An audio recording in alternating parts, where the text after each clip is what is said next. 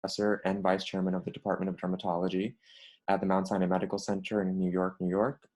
He currently teaches residents as directors of the resident clinic at Mount Sinai. He was the program director previously from 2010 to 2020. And his clinical interests include autoimmune bullous disease, hidradenitis suppurativa, pyoderma gangrenosum, head lice, scabies, and medical education. Non-work activities include 33 years of Shotokan karate, and he's a 4th degree black belt and instructor. He's also skilled in Wing Chun, Jiu-Jitsu, and Kali. He was also the past president and medical director of the Periodic Paralysis Association. He also has this disease and was the former director of the Bronx Yale Alumni Schools Committee. Dr. Levitt has over 60 publications, including 7 book chapters, 1 textbook called Safety in Office-Based Dermatologic Surgery, and 1 educational app, DermSwipe, which is free on the App Store, available internationally. He has been a speaker at the American Academy of Dermatology on head lice and scabies, procedural safety in dermatology, and U.S. generic drug pricing. Our co-resident, the trainee, Dr. Yasmin Amir, is a senior resident at Mount Sinai Hospital and formerly spent a year working with Dr. Levitt as his fellow. So now I'd like to give it up to Dr. Levitt to present. All right, great. Well, thank you, everybody. Today, we're going to be speaking about Pemphigus vulgaris, diagnosis and management. And I guess it's going to be more management than diagnosis, but we'll start with a couple of cases with Dr. Amir, and then we'll get into some discussion. I personally don't mind if people screenshot, by the way. I don't know what the rules are, but, feel free to, do whatever you'd like with this information. Yeah, disclosures, I'm on some ad boards for some companies that do psoriasis work. It's not relevant to here.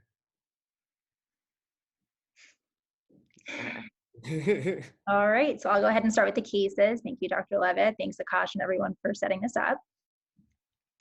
So our first case is a 53-year-old Caucasian female. She presented with erosions of her lips, axilla, and trunk for the past 3 months. And she also noted that she had not been able to eat well and had about a 5-pound weight loss. Her past medical history included high blood pressure, for which she was taking enalapril. She denied drug allergies.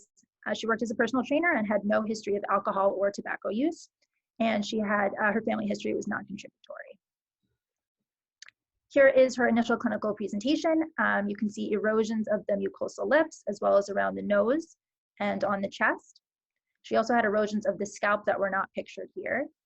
In the second photo, you can also notice that she does look quite thin, potentially consistent with her recent weight loss. Turns out she was just a personal trainer for work and was very fit, but it was concerning when she initially presented. Here you can see vegetative erosive plaque in the axilla. And then on the next slide, you'll be able to see on the abdomen some extensive erosions here as well. So our goals for the initial visit were to confirm the diagnosis and to obtain pre-medication blood work for our anticipated treatment options, including initiating the patient on prednisone. So our differential diagnosis was Pemphigus vulgaris versus paraneoplastic pemphigus, given her lip involvement. These 2 entities can be distinguished using indirect immunofluorescence. For Pemphigus vulgaris, you would find a positive desmoglein-3 antibody via ELISA. Previously, monkey esophagus was used as the substrate for indirect immunofluorescence for Pemphigus vulgaris, but this has been replaced by the ELISA test. For paraneoplastic pemphigus, you would find positivity for a constellation of plaque proteins that are listed here. And those proteins are tested against a rat bladder substrate. Additionally, biopsy for H&E, staining, and for direct immunofluorescence should also be performed. And then on this slide, you can see a summary of her workup. She had a positive desmoglein-3 antibody by ELISA, acantholysis noted on her regular H&E biopsy, and a positive intracellular DIF pattern, all consistent with the diagnosis of Pemphigus vulgaris. The IIF on rat bladder was negative, indicating that she did not have paraneoplastic pemphigus and that the lip involvement and weight loss were in fact just red herrings. So this patient was started on prednisone, 60 milligrams daily for 1 week, and then she was tapered by 10 milligrams every 2 to 7 days. She was also given Rituximab 1 gram at week 0 and then another dose at week 2. Unfortunately, she flared at month 5, and so she had to be restarted on prednisone until such time as she could receive a second cycle of Rituximab. at month 6. She then did well for a while, flared again at about 18 months, but then again did very well on another course of prednisone and rituximab. So now for our second case. This patient had a very similar presentation, but did not respond to first-line therapy. So this patient is a 52-year-old Caucasian female who came in with blisters and erosions of the face, trunk, and extremities for several weeks. She also had some difficulty eating. She had a medical history of diverticulosis and bright red blood per rectum, no allergies, no medications, and denied any alcohol or tobacco use.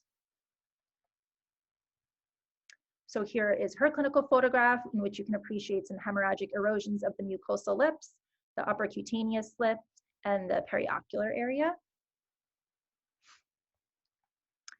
Again, our differential diagnosis was Pemphigus vulgaris versus paraneoplastic pemphigus, and as such, the same tests were performed as in our first case. And this patient's results were very similar to those of our first patient, consistent with the diagnosis of Pemphigus vulgaris, and we ruled out paraneoplastic pemphigus. So with that information, a treatment plan was generated for her. And in contrast to our first case, which highlighted our routine treatment options for Pemphigus vulgaris at Mount Sinai, this case was a little bit more challenging because this patient did not respond to rituximab.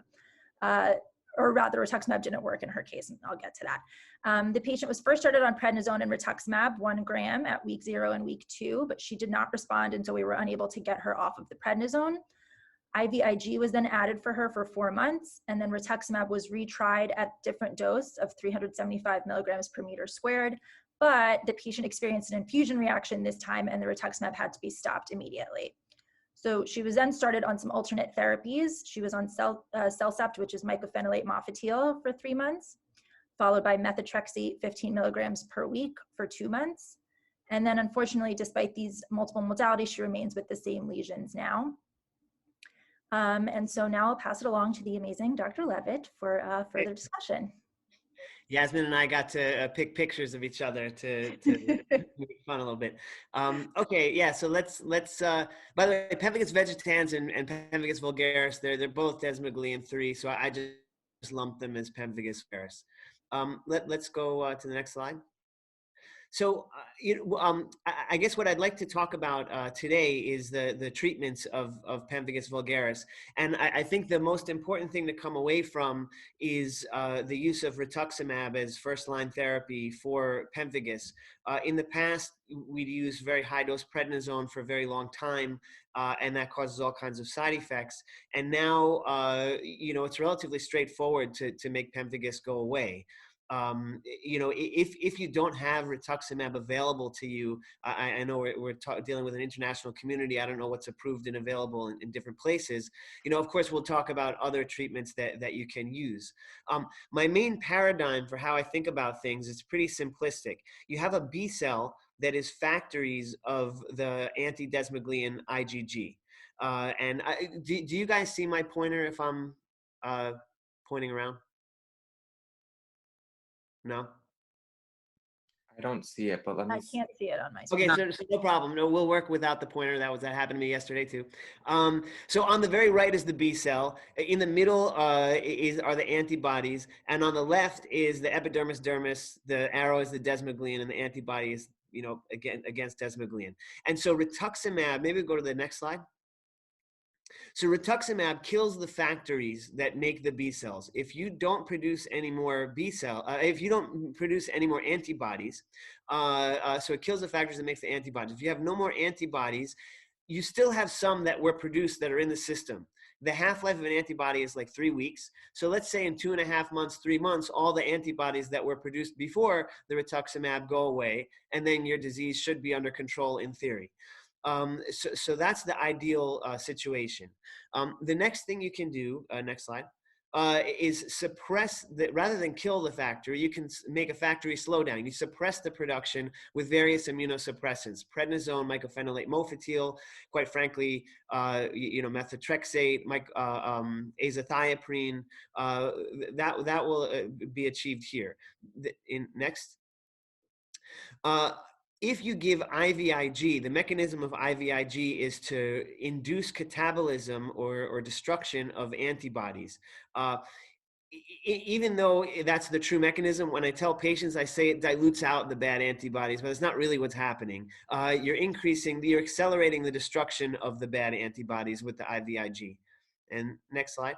Not, yeah, good. Okay, so in the case of bullous pemphigoid, and I guess in the case of pemphigus with prednisone only, you decrease local inflammation. And you can do local oral or topical steroids, oral doxycycline, oral niacinamide. The topical steroids, doxycycline, niacinamide is more like a bullous pemphigoid thing. I don't find that they work very well in Pemphigus vulgaris. That said, there is literature to support their use. Next slide. So that's the paradigm that I work with. But there's like maybe like 95 out of 100 cases of pemphigus can be solved with some combination of rituximab, prednisone, IVIG, or mycophenolate mofetil. And I'm just going to spend a little time on this slide discussing each one. So with rituximab, there's two. I like to treat early on in the disease. So if someone presents with just a small erosion, you do a desmoglein 3 or a biopsy, you see they have Pemphigus vulgaris. I like to treat aggressively with rituximab because I know in the future, chances are it's going to get worse. And the understanding now is that to prevent the disease to get established, if you treat it earlier, you have more chance of putting someone into remission. Whereas if you wait until it progresses and you kind of are very non-aggressive with the treatment, maybe you do a watch and wait approach until they get more severe, then the disease gets more entrenched and it's harder to treat. So if you treat, rituximab is approved for a variety of different conditions. Some it's CLL, it's rheumatoid arthritis, and now it's pemphigus. And there's different dosings depending. For pemphigus, it's the least amount of medicine. For rheumatoid arthritis, it's the second least, and for CLL, it's the most. So I'm kind of going to disregard the approved U.S. pemphigus labeling because I think it's too weak. For rheumatoid arthritis protocol, you do 1 gram now and 1 gram in 2 weeks, and you can repeat it as early as 4 months, but generally 6 months later. However, the results of that are not as strong as if you do 375 milligram per meter square, which requires you to go to Google and calculate the body surface area. You need the height and weight. You do it every week for 4 weeks. And then you can repeat that cycle in 4 to 6 months.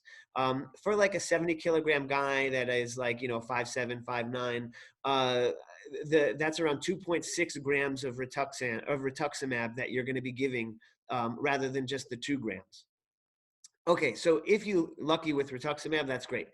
IVIG is given 2 grams, not milligrams, but 2 grams per kilogram, and you divide that evenly over 3 days within 1 week each month. But usually you just do 3 consecutive days. So January 1st, 2nd, 3rd, you would do 2/3 gram, 2/3 gram, 2/3 gram, and then February 1st, 2nd, 3rd, etc. When do you stop IVIG? Because I won't talk about it too much after this. Is let's say they stop getting blisters and their blisters healed up. You do monthly, then you'd okay every 6 weeks, and they still have no blisters. Okay, every 8 weeks, and you increase by every 2 weeks so long as there are no blisters until 3 months, and then you just stop. Mycophenolate mofetil, occasionally, I would say occasionally 10 to 20% of the time, it's a pill. It works like the magic bullet for Pemphigus vulgaris. Everything goes away. I started at 500 milligrams twice a day for a week, see how their liver and bone marrow tolerates that, and then I increased to 1 gram twice a day. Grant Anhalt did a study. He's a big guru in paraneoplastic pemphigus and pemphigus in general. He did a study where he tested 2 grams versus 3 grams in pemphigus, found that the 2 and the 3 worked identically, but the 3 grams had more side effects. So I don't really generally go above 2. Of course, with prednisone, there's a lot of different ways of giving prednisone. You can do, I like to do 60 milligrams for a week and taper by 10 milligrams every week. It's different than if you have bad atopic dermatitis, where I might do 60 milligrams for 3 days and taper by 10 milligrams every 2 days. That's like a more rapid taper. For pemphigus, you just need a bit longer time. However, the initial dose, whether you do 60, whether you do 80, and whether you go down quicker or slower, is very variable. So that's kind of an overview of all the treatments. And I will say that rituximab and mycophenolate mofetil both are immunosuppressive, and they both in theory can reactivate JC virus. So if you give them together, I kind of want to check about the JC virus antibody titer to see if there's latent stuff going on that you would reactivate. I don't know rituximab to reactivate tuberculosis. It's a B cell disease. I mean, it's a B cell mechanism. TB tends to be a macrophage kind of situation. And I don't know of any cases where rituximab reactivates TB, which is a good thing. So let's go to the next slide. Treatments that are definitely game, but that I haven't really had to use very much at all, are things like azathioprine, gold, which is used in rheumatoid arthritis, but they used to use it in pemphigus. Methotrexate, which is actually, of these, I would go to methotrexate sometimes. Cyclosporin, they do that a lot in Japan. I don't know how well it works though. Plasmapheresis is a little bit controversial, because some folks say that once you filter out all the antibodies, you get a rebound surge of antibodies, because again, you're not doing anything to the factories, right? And then cyclophosphamide is something where you actually are kind of killing the factories too. So it's a good last resort. It's just carcinogenic. And messes up your fertility. So, better for older folks who have pemphigus that are refractory. So, pre-treatment considerations. So you see the pemphigus patient, you have the diagnosis, and you're all gung-ho to treat. So you just have to, make sure, you check certain things. And there are questions in the chat that we'll get to after. I like to check at a bare minimum a white blood cell count, because you can get delayed neutropenia. ALT, AST, because you can reactivate hepatitis B, and hepatitis B status. You need to know if there's a core antibody positive, and if that's positive, check a hep B viral load to make sure that you're not going to fire up hep B. If someone has hep B, core antibody positive, but surface antigen negative, and they beat the infection, I'm okay with giving rituximab and not even giving suppressive therapy against hepatitis B. You could do, like, I think tenofovir and entecavir. It's different antivirus, anti-hep B, antivirals. I just watch the ALT, AST, each month for a couple of months and see if that goes up, then I have to start looking for a hep B viral load if that went up. However, that's the bare minimum. What I'd like to do is CD19 is a protein on B cells akin to CD20. And for some reason, the labs in the US, or at least the ones I use, measure CD19 and not CD20. So I measure a CD19 level. I just want to know baseline what their number is. And then if they're not getting better, I check it again and make sure that, like, someone didn't give water instead of Rituxan or something. I don't know, it's just a little, but I like a full CBC, CMP, a full hep panel. I like to know if there's hepatitis C. Rituximab can worsen hepatitis C. However, it's also given when people have, like, mixed cryoglobulinemia due to hepatitis C. And now that we have treatments for hepatitis C, I'm not as concerned. Some people do a quant gold. I kind of, I do it, but I honestly, I wish I hadn't put that in my paradigm of things, because it obstructs treatment sometimes. And I do like to get a desmoglein 1 and 3 titer to see where I am at baseline. And again, usually you can monitor the patient clinically. If the blisters go away, you could be pretty sure the desmoglein titers are down. However, sometimes it's not. And actually, the anecdote I wanted to say about mycophenolate mofetil was I had a gentleman who came to me. He had history of pemphigus. He was on mycophenolate mofetil. He had no skin lesions. And I said, gee whiz, you have no skin lesions. Mycophenolate in the long term can cause cancers. It's immunosuppressive. Let's taper you off the mycophenolate. Tapered him off the mycophenolate. He had the worst flare of pemphigus, that you could have. And I felt so awful. And then when I gave him the mycophenolate again, it didn't work. And then I gave him the Rituximab and he got anaphylaxis. And I ended up having to manage him with like long-term high-dose prednisone, which I hate to do. And he got Cushingoid and he got osteoporosis and all kinds of problems. He's made it through. He's on a maintenance dose of 10 milligrams of prednisone, and that's just how he lives. But I guess in retrospect, had I checked the desmoglein titer and saw that it was high, even though there was no lesions, I would be more reluctant to take away the therapy that is keeping his pemphigus at bay. All right, with IVIG, I like to check a serum IgA first, because if the patient is IgA deficient, and that's like, I forget what the number is, 1 in 1,000 people, and you introduce IgA into their system, they've never seen that protein before and they can get anaphylaxis. So then you'd have to do an IgA depleted version of IVIG. And then with prednisone, since prednisone is used so ubiquitously, we have to use it responsibly. And you never know with pemphigus how long they're going to be on that prednisone, but you can be sure it's going to be a month to 2 months at least. So I like to get a baseline bone density. I like to check their vitamin D level and supplement it up if it's low. I like to measure their calcium, and you have to measure albumin with calcium, because if the albumin is low, the calcium is going to look low, but really the corrected is normal, and I will generally give a maintenance dose, a daily supplement of calcium and vitamin D. I will most likely initiate a bisphosphonate to protect them from bone loss. Controversial to do that in in women of childbearing age. Then I do GI prophylaxis with a proton pump inhibitor. You could do an H2 antagonist, it's fine. I am not a fan of trimethoprim sulfamethoxazole prophylaxis. Some people take 1 double dose 3 times a week, much like you might do in HIV or Job syndrome or something like that. But I kind of don't do that. Next slide.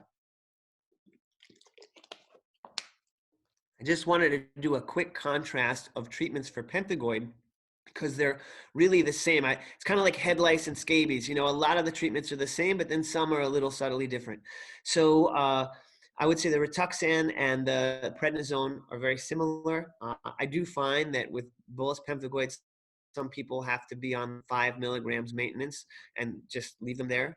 For bullous pemphigoid, topical steroids do work. Doxycycline works, methotrexate works, and you can do in the elderly who get bullous pemphigoid, you can do 2.5 or 5 milligrams even every other week if you find that they're the little old lady with a questionable creatinine. And I will say that mycophenolate mofetil in the elderly, it runs a risk of varicella zoster, and I've had a patient die from disseminated varicella from mycophenolate mofetil. It was partially due to a diagnostic delay. The varicella mimicked bullous pemphigoid, and we didn't take the patient off the mycophenolate mofetil soon enough. In any event, it's a dangerous game.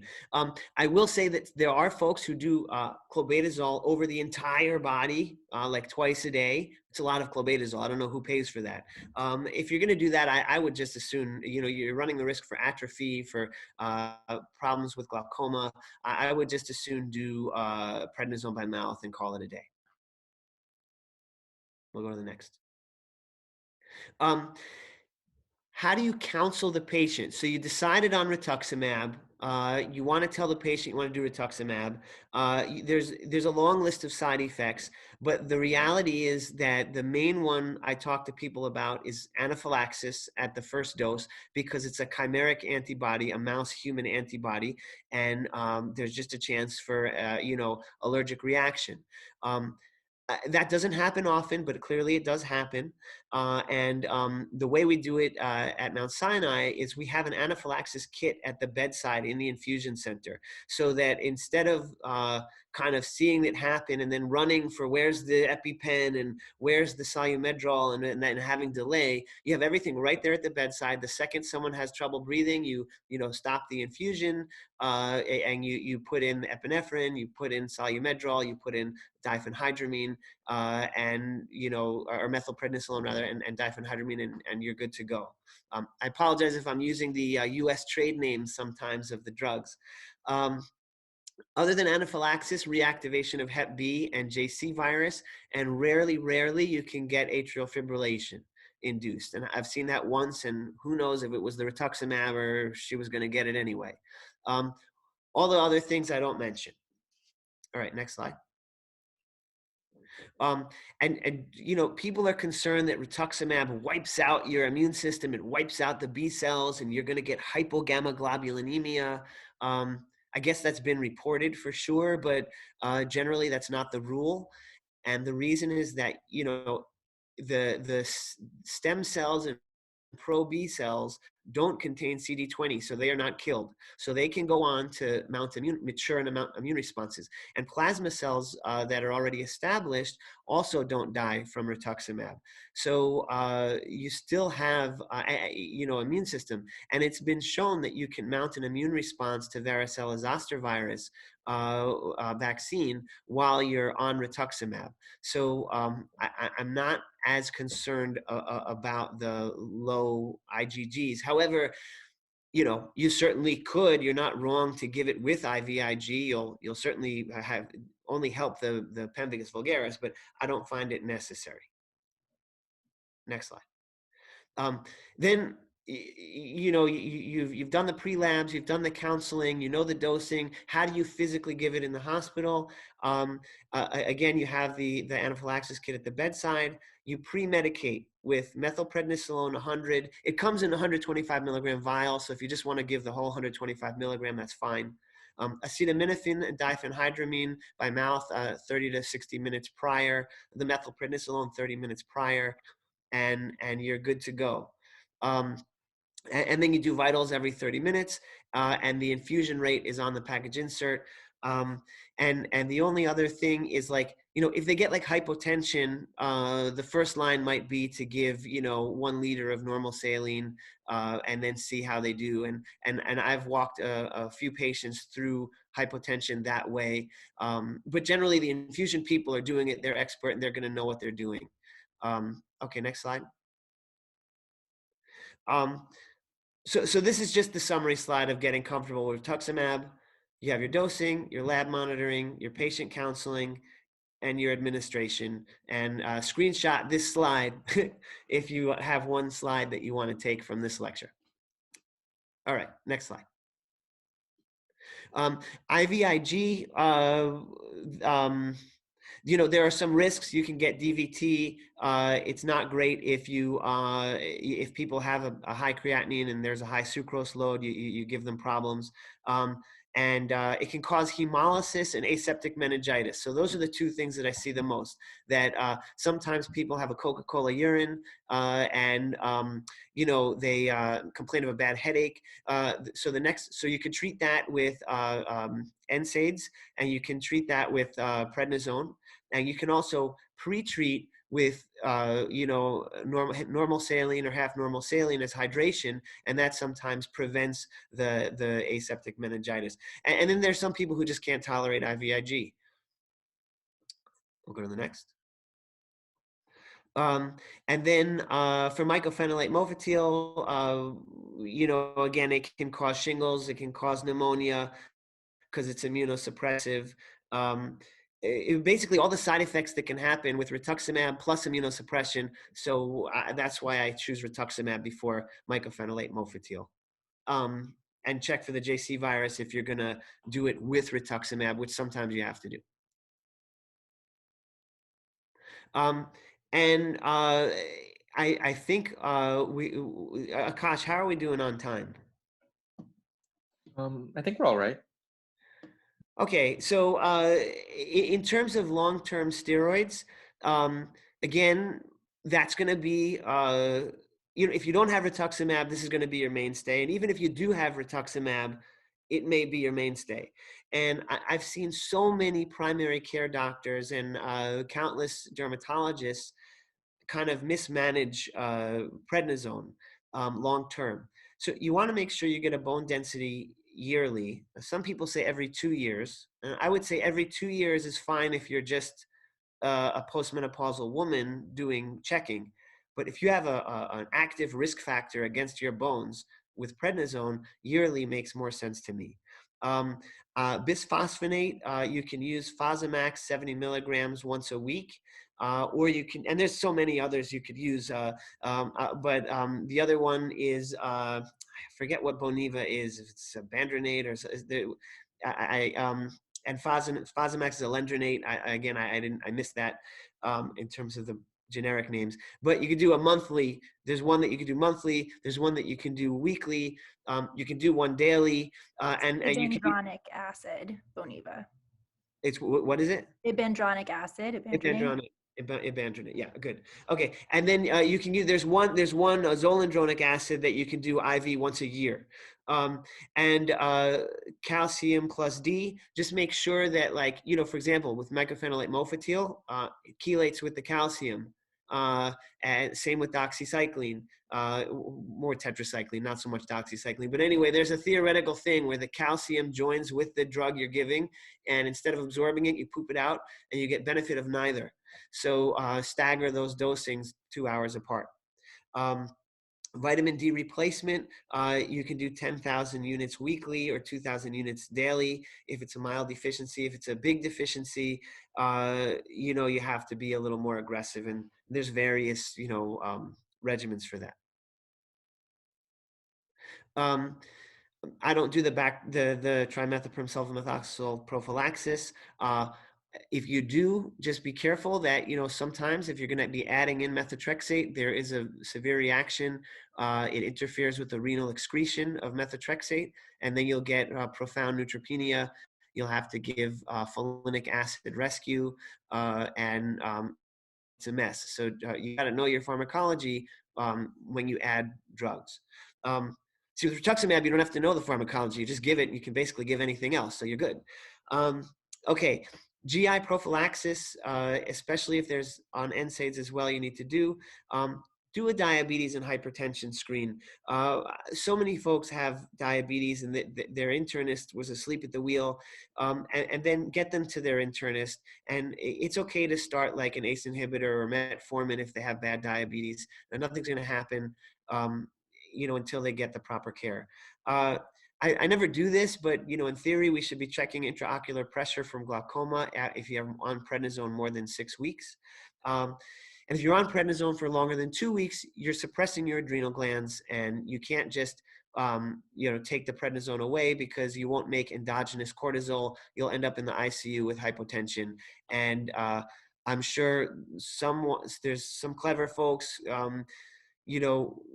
who supplement prednisone when a pemphigus patient gets in the ICU for another reason, to ensure that there's no, hypotension. And, the steroid can be as little as 10 or 20 milligrams, but it's just to make sure there's some endogenous, or some cortisol around.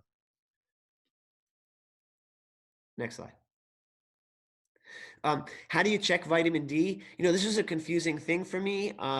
Vitamin D 25 hydroxy is, whether it's from plants or from animals, D2 or D3, and ultimately D3 is what's in your body. That's the one you want to check. The vitamin D 125 dihydroxy is after the D2 converts in the kidney to calcitriol. That's what's there. And so the D125 is a measure of renal function that the nephrologists generally use. what we want to test is the 25-hydroxy.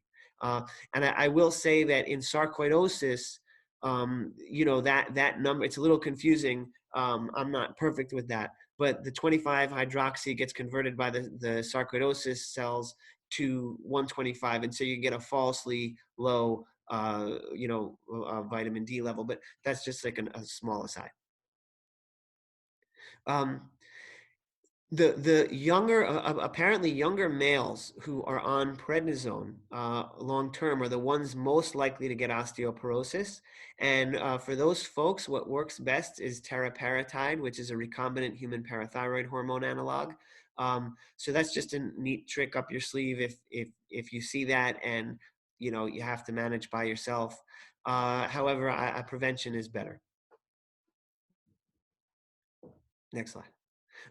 When we're treating pemphigus, there are some therapeutic considerations. So if they're perfectly otherwise healthy, it's easy. If they have latent TB, you know, you have to worry about Cellcept, you have to worry about methotrexate. If they have Hep B and C, you have to worry about Rituximab, you have to worry about also mycophenolate mofetil, you have to worry about methotrexate. If they have a history of DVT, maybe you don't want to give IVIG. If they have renal insufficiency, maybe you don't want to give methotrexate or IVIG. If they have type 2 diabetes, maybe you want to be as steroid sparing as possible. And same with hypertension. Complications of both pemphigoid and pemphigus vulgaris both. When you have blisters all over, it's very painful, and so you don't want to move because every time you move, it rips the blister and rips the new skin. And so you'll get immobility, and then that can put you at risk for a deep vein thrombosis and pneumonia. Because your skin barrier is compromised and you're on immunosuppressants, you can get sepsis. I don't see that too often, but it's definitely a thing. And then metabolic disturbances from prednisone are, you know, other things that you have to worry about. And the Cushingoid, the osteoporosis, the diabetes are the three main ones. And I try to reverse those as best I can by getting them off prednisone. Now, this is the biggest blister I think I've ever seen. And, you know, and the question is, you know, what do you do with this? This guy had bullous pemphigoid. And so, let's next slide. You know, so it's to pop or not to pop. That is the question. I'm not going to read the Shakespeare thing, but I made a little analog there by Shakespeare. And if the bottom line is if the blister is this big, you should pop it because it's going to pop anyway and it's uncomfortable. If they're relatively small, sometimes you can just leave them intact. I'm generally a popper rather than a waiter. And certainly if you have, you know, completely different topic, but if you have like epidermolysis bullosa, the genetic one, you know, you want to pop those blisters before they spread. Okay, next slide. Wound care. A lot of people make mistakes, especially nursing staff. They just, oh, let me just put a gauze on that, or patients even, they'll put a gauze on it to cover it. You know, when you rip off that gauze, any reepithelialization that's happening, it's like a wet to dry dressing. You're just going to rip it all off and have this chronic granulation. So next. Also, if you say, okay, well, let me be clever. Let me put a Vaseline impregnated gauze. And this yellow stuff is, it's a bismuth compound that is bacteriostatic. And so it's Vaseline plus this bacteriostatic material. And that's a great idea, except if you leave it on for 2 days, it dries out and becomes just like that dry dressing. So that, and also on the right, you see there's tape directly to the skin. So here you have intact skin, you put tape on it. Well, when you rip that tape off, you know, it's kind of like a mini Nikolsky. You're going to possibly pull off the skin. So I like to do Vaseline or white petrolatum, and then I put the Vaseline impregnated gauze, the brand is Xeroform in the US, and then you apply it to the erosion, and then I wrap that with Kerlix. I think it's Kerlix, but anyway, whatever it is, it's a gauze wrap, and then you can either put tape on the gauze wrap to hold it in place, tuck the gauze wrap into itself, or put like stretch netting if you can do it, if you have that from orthopedics. If they have erosions on their back and on their buttocks, and they're lying on their back and buttocks, the pressure decreases blood flow to the area, and those will be the last places to heal. So those will be important to shift every 2 hours, just like you might manage a bed sore. But you can also put a kind of non-adhering bedding. The brand is Exu-Dry, and it's basically like Telfa, like a huge sheet of Telfa for the inside of a Band-Aid that you would put over the mattress, and then when they get up, it doesn't stick as badly to their back and buttocks. So that would be an example of an Exu-Dry sheet. And this is like a good way of doing it, right? So you put the Vaseline, then you put the gauze, and then you ultimately wrap. So this was like mid dressing change, but I wanted to take the picture to see, and the way the tape is on the gauze there on the arm is how to do it. And just this was a police officer. He was miserable. He had a lot of kind of crusting on the face, and when there's crust, I like to pick it off because the bacteria gets in there, and I don't believe it to be just a biologic dressing. I mean, sometimes it is, but usually it's a problem for wound care. However, if you're too aggressive in picking it off, then you may get scarring. But when someone has shingles and the shingles crusts over and it's this adherent crust, or if they have pemphigus like this and it's this adherent crust, I will take some Vaseline, copious Vaseline or petrolatum, and go in a circle. I'll go in a circle around and around and around, and little by little, it all just comes off. And anything that doesn't readily come off, leave, and in a few days, it will readily come off. And sometimes you can let the patient do it themselves. They know how painful it is. Next slide. But here you see no real problems.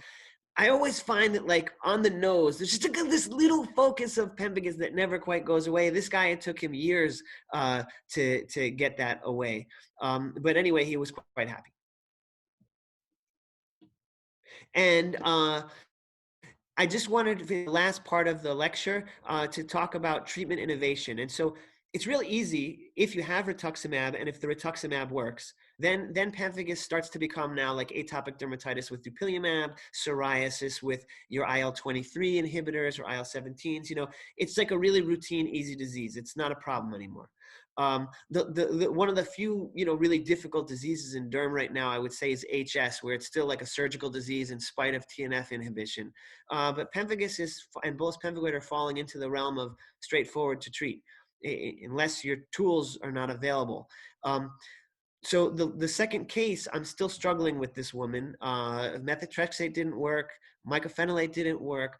Prednisone she doesn't want to take anymore, and it's not working great. So I wanted to look to other disease states that have B-cell dysregulation. And so SLE has that, CLL has that, multiple sclerosis and multiple myeloma all have B-cell dysfunction. And they have strategies that probably do work in pemphigus, and there are like 1 or 2 case reports for each strategy except the last bullet. So firstly, other anti-CD20 antibodies. If you're allergic to rituximab, which is chimeric, maybe you wouldn't be allergic to, a humanized. And that has been reported. And there's a variety of agents maybe a couple of agents to try there. There are Bruton tyrosine kinase inhibitors, which are used in CLL, and those basically muck up the machinery inside the B cell and make it, suppress the production. So it's another mechanism to suppress the production. And it also suppresses maturation of B cells. So it's kind of a mix between destroying the factory and gumming up the factory. But those are very promising. They can cause atrial fibrillation in a very significant percentage of folks. And so I'm not super keen on it, but better than cyclophosphamide. They're developing anti-neonatal FC receptor, and the neonatal FC receptor is what kind of protects an antibody as it goes to the placenta, through the placenta into the kid, and it protects antibodies as it kind of circulates throughout the body. So if you block something that's protecting antibody destruction, then you're going to get more antibody destruction. If you have disproportionate too many anti-desmoglein 3s floating around, and you block what's protecting them, they will get catabolized faster. And so whether you do this with IVIG and let IVIG occupy the neonatal FC receptor, or whether you do it with another molecule that blocks that receptor, that's the strategy. And then there's CAR T cells, which I'll show in a picture. And then there's this anti-CD38 strategy, where it's another thing on B cells that would destroy the factory. And you can do that in combination with an anti-B lymphocyte stimulator, belimumab, which would prevent, it sponges up a growth factor that helps B cells mature. So that was, that's potentially, where I would go next. The next page. So it's just thinking about the pathophysiology and being creative. And when you're out of options, it doesn't matter what disease you're in, look to other diseases with similar things, and you'll find some potential ideas. Here, basically with CAR T cells, you have a T cell and you put a desmoglein on it. And then the B cell that has the anti-desmoglein connects up, and the T cell then kills the B cell. And so you're selectively killing, whether it's cancer B cell with multiple myeloma, or CLL, or with pemphigus. That's been demonstrated to work. Next slide. So with that, I will conclude. Wow, we got like on time. I'm so happy. Derm Swipe, check it out. Akash and I spent all of COVID, instead of being in the hospitals, we were doing teledermatology and working on this night and day, mainly nights though. And it's a nice tool to you learn morphology of disease for non-dermatologists. So if you're med student, if you're, for your nurses or medical assistants, or even just internal medicine folks, it will rapidly allow you to get good at visual diagnosis. And then if you want to not stick yourself, not get an eye splash, not cut yourself during surgery, check out my book. If you want a free copy, just email me offline. And, in the context of education, I believe I'm entitled to do that. But I can try to give you at least segments, if not the whole thing, by PDF. And just a little humor. All right. So I had a whole other lecture on differential diagnosis of autoimmune blistering disease. Like, someone presents with a blister, how do you work it up? But we're going to skip that. I'm happy to give it anytime in the future. And we should do multiple choice questions. So I don't know, Yasmin made all these up. So I don't know, like Akash, who's moderating this one? We did them together. So Yasmin can read the questions, and I'm just going to share the poll once she's done reading the questions, so people can, put in their answer. You'll have a minute, and then when everybody answers, we can see the results and talk about the explanation. Okay. So first question is matching. So match the protein with the indirect immunofluorescence animal substrate. I don't know that we talked about all of these, but hopefully there could be some process of elimination.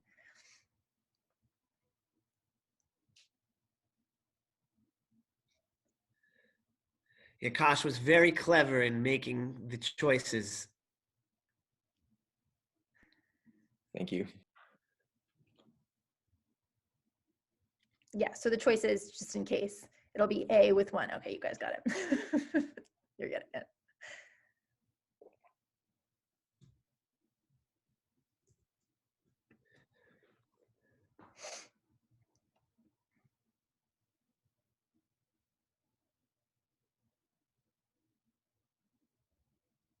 Just giving everybody a moment to answer.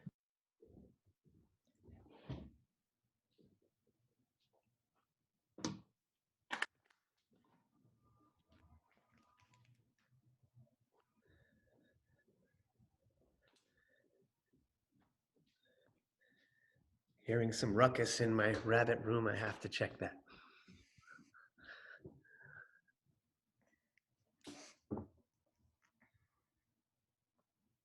And that's why.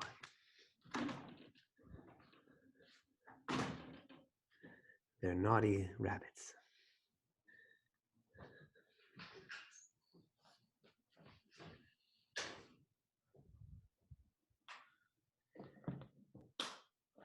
Okay, I'm going to share the polling results.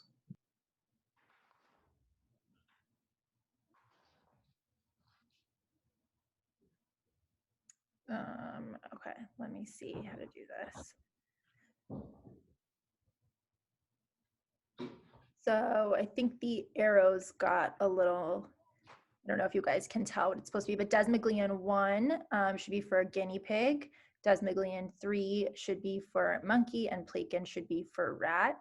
And there's a little mnemonic that we use in our residency to memorize this. So desmoglein 1 is for Pemphigus foliaceus, and we think about a little guinea pig in the foliage for foliaceous, going through grasses. Desmoglein 3 is for Pemphigus vulgaris, and we remember it's monkey because monkeys are vulgar and they throw poop at you and they're kind of gross sometimes. And then we remember plaquin is for paraneoplastic pemphigus, which is rat bladder, and we remember that because if you think about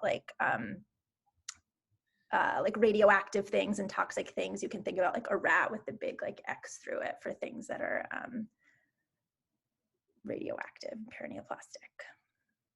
Or you can just remember it. Or you can remember it. Okay, next question. I can't see the question, Akash, because the poll is in the way. I don't know. You can swipe it. In addition to H&H, which of the following needs to be checked prior to initiation of therapy with IVIG? A is IgG, B is IgA, C is CD19, D is serum haptoglobin, and E is vitamin D.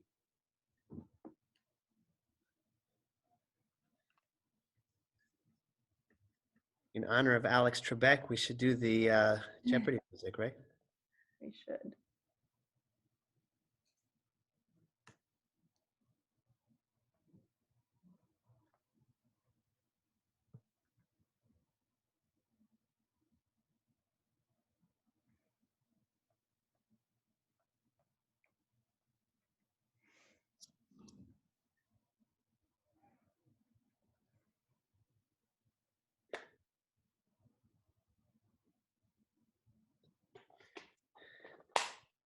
All right, great. So most of you got that correct. The answer is IgA. I mean, serum haptoglobin would be for if there was if you suspected hemolysis afterwards, you might check that. But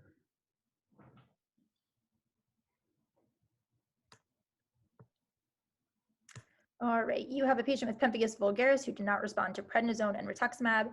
IVIG was added at week 6. She calls your office complaining of bad headaches, nausea, and Coca-Cola colored urine. These findings are due to which of the following? A, prednisone, B, rituximab, C, IVIG, D, reactivation of hepatitis B, or E, reactivation of tuberculosis.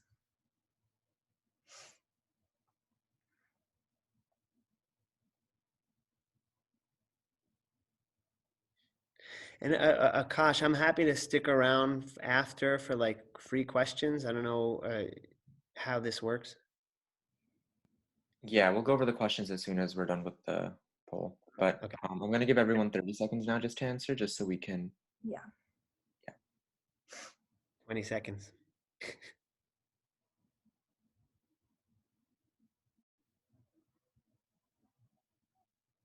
Are we good? Yeah. So most of you guys got that was IVIG, which is great.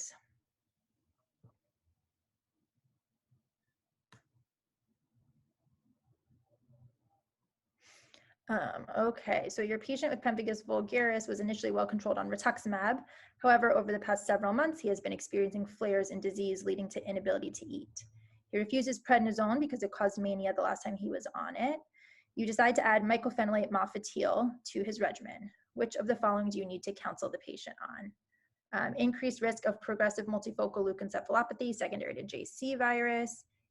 I can't read the middle two. Increased risk of, I forget what we wrote, secondary to T-cell lymphoma, secondary to HTLV1.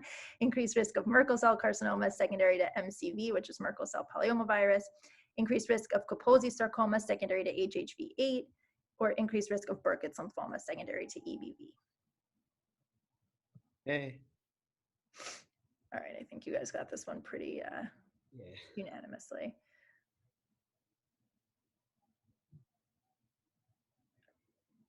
All right, good job.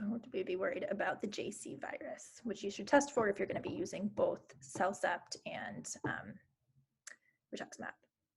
And I feel like that's a thing that I do. I don't know if that's like universally accepted. It's a Jake thing, but that's cool. Okay, question 5. You are caring for a patient with extensive erosions in the hospital. Which of the following wound care principles should be followed? A, apply tape only to the dressing, avoiding the patient's skin. B, apply Vaseline first, then Vaseline impregnated gauze, then Kerlix gauze wrap. C, moisten the gauze with saline prior to removing, or D, all of the above.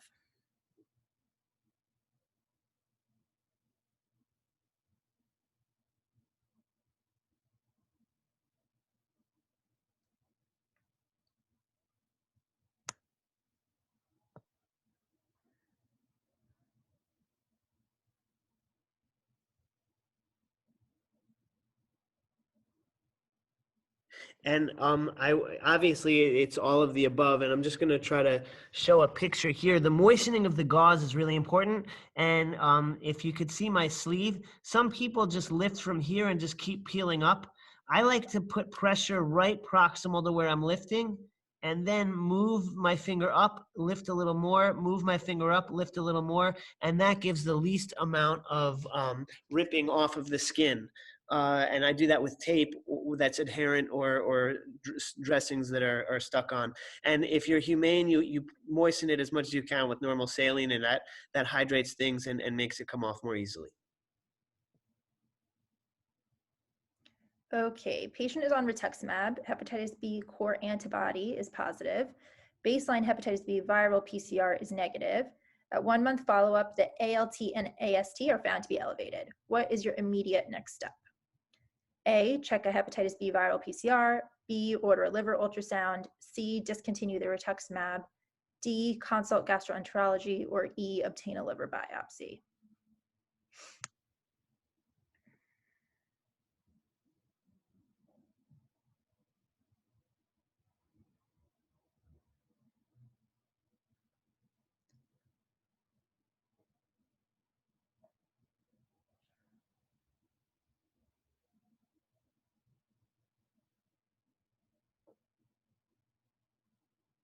Okay, great. So I think all of them are definitely things you should consider, but the immediate next step should be checking the hepatitis B viral PCR again. And then based on the results of that, you can decide which of the next 4 you are or are not going to do.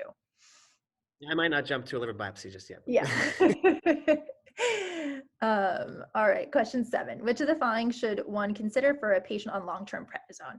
A, bone density scan. B, monitor baseline vitamin D 25 hydroxy levels, daily calcium and vitamin D supplementation, D, daily proton pump inhibitor or H2 blocker, or E, all of the above. These were just meant to solidify the knowledge, guys. I apologize that some of them are a little obvious. Yeah, but it's good. All right, so everybody got that one, all of the above. I think we pretty much discussed that. I don't know that we need to talk more about it. Okay, question 8. The most common side effect of rituximab is the following: A, anaphylaxis. B, hypogammaglobulinemia. C, atrial fibrillation. D, small bowel perforation. Or E, late leukopenia.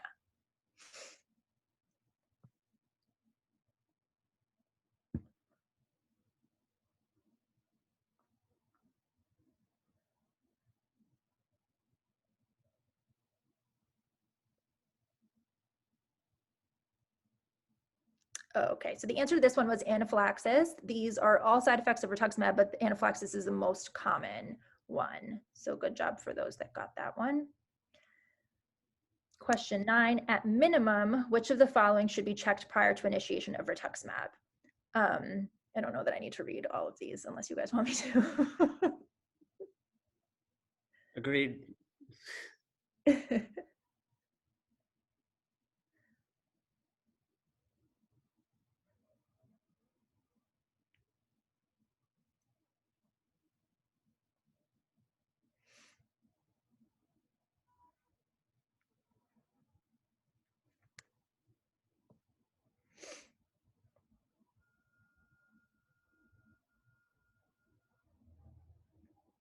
All right. I mean, Yeah.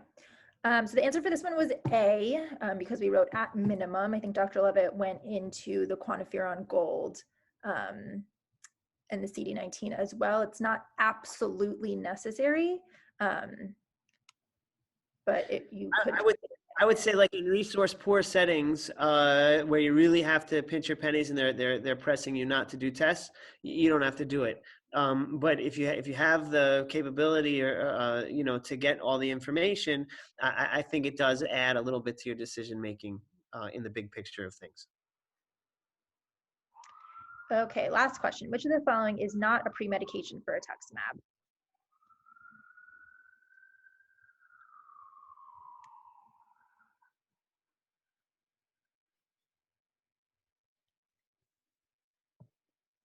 Are you impressed? We put Parasite. We're so worldly.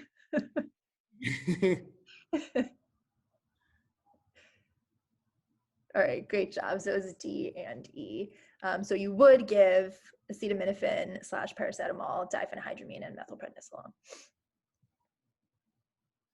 All right, great job, guys. You did super well on those.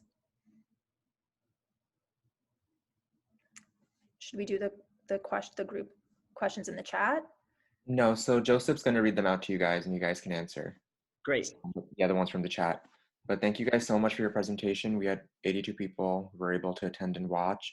Whoever needs to leave, feel free to do so, but I'll bring it up to Joseph so he can talk about the questions that were in the chat. And just for those of you who are leaving, we have another talk on December 13th by Dr. Mavura from the Regional Dermatology Training Center. So please look out for that. And if you're interested in attending further talks, please sign up to the mailing list.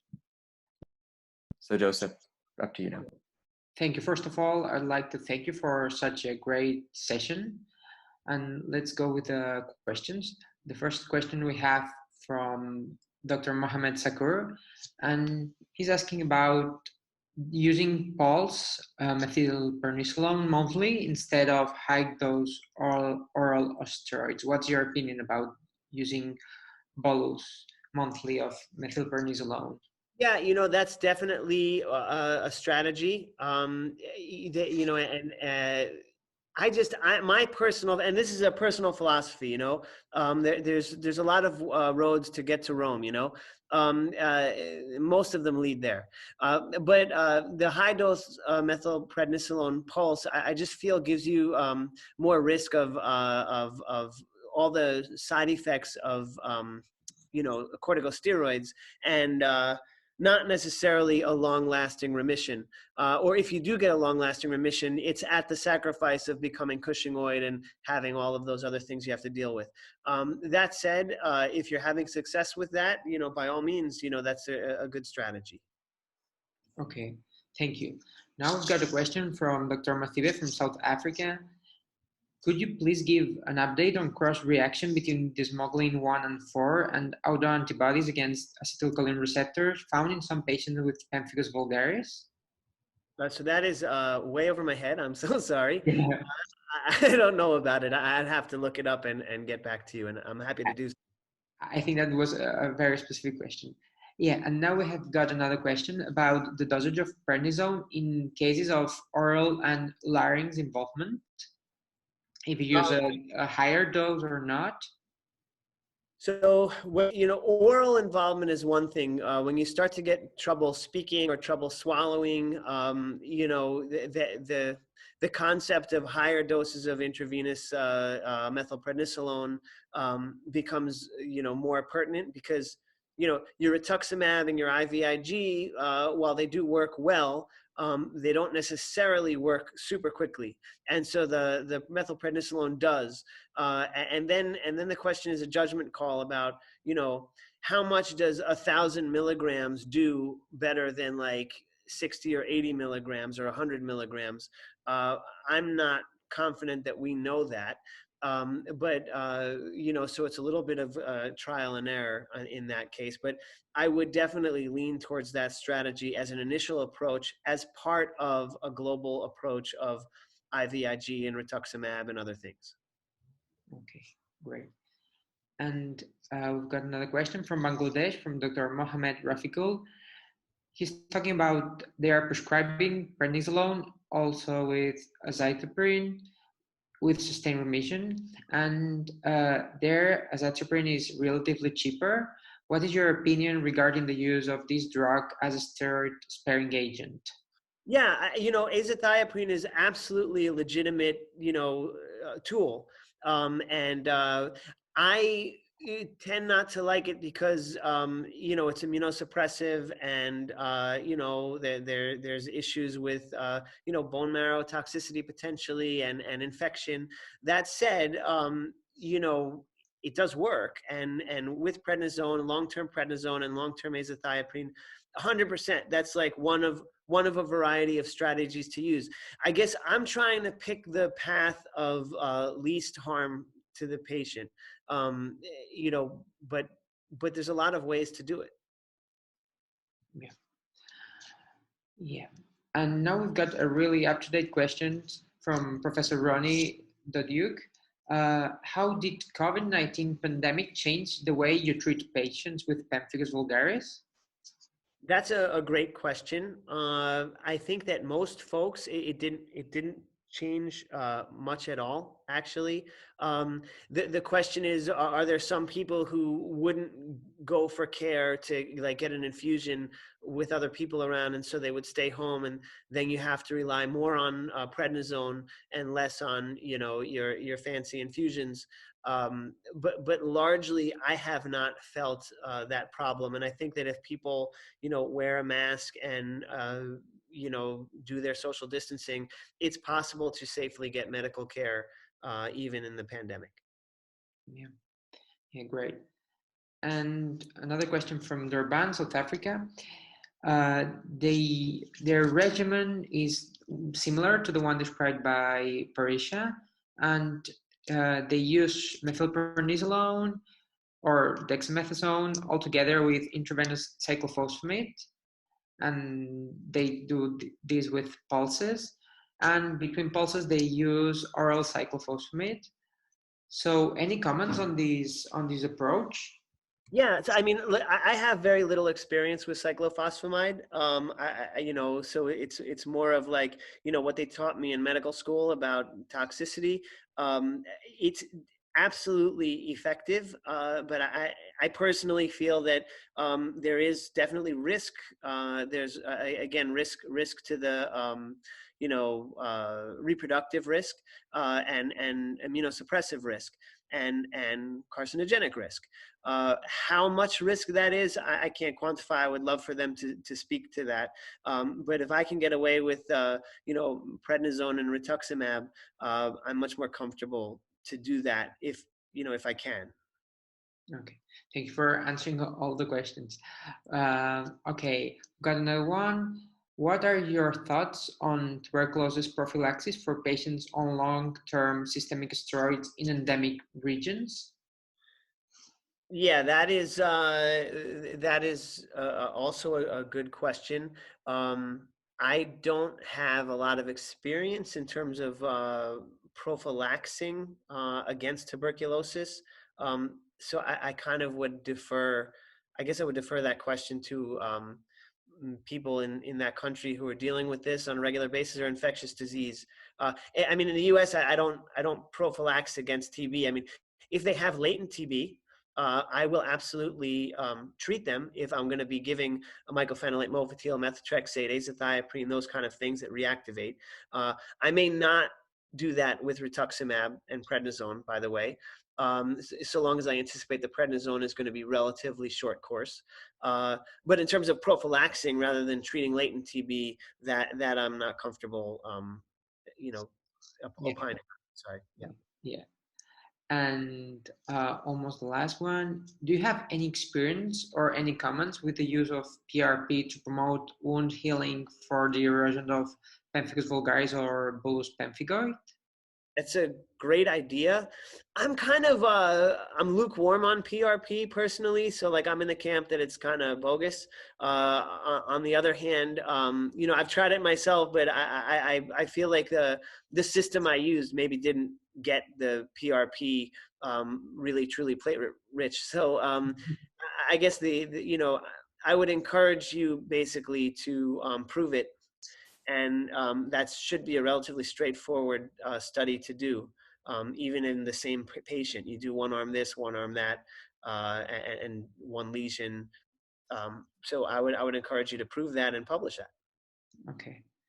And what's your opinion on using silver dressing for wound management in cases of Pemphigus vulgaris? Yeah, silver dressings are great, and they definitely discourage bacterial growth, and to some extent encourage wound healing. I don't use them routinely just because they're a little expensive, and when it's really widespread erosions, it's a little impractical. That said, if you have availability of it, it's a great idea. Okay. And now we're going with the last question. What's your opinion or experience with subcutaneous Rituximab for maintenance therapy? I don't have experience with sub-Q Rituximab. I know it's in development in the US, and I'm eagerly awaiting that because I absolutely would do that in favor of IV if they demonstrate equal, efficacy, for sure. Okay. Thank you very much, Dr. Levitt and associates. I think we've answered all the questions we had in the chat. Yeah, we've got more than 14 questions.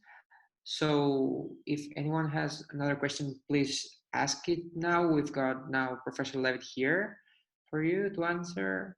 And yeah, if you have any questions about, if you need, so first thing, Akash, send me the questions that were asked from the chat, because I would love to research the ones that I didn't get. But also, if you need advice on, how to manage a tough patient, feel free to take my email. I'm happy to try to help as best I can. And if you have any other questions, that's fine too. Do you want to share your email, Dr. Levitt? Sure, jacoblevittmd@gmail.com. I don't know, maybe you can put it in the chat, Akash. Yeah, I'll do that. I can do that, Akash, if you want to wrap things up. All right. So I just wanted to thank you, Dr. Levitt. Thank you for sticking around past the ending point. Also you, Yasmin, for sticking around and presenting. We really appreciate it. That was a great talk. I'd also like to thank everybody who helped us run the team today. Joseph, Dorian, Rafense, Sidra. Thank you guys so much. And also the ILDS staff. Safia was really helpful today. And I'd like to thank everyone for attending the talk. I just wanted to take a quick group photo of everyone. If everyone could turn their camera on, so I could just take a quick photo of today's talk.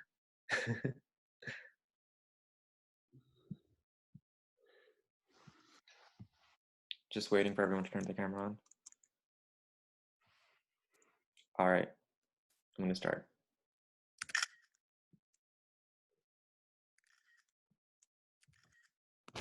All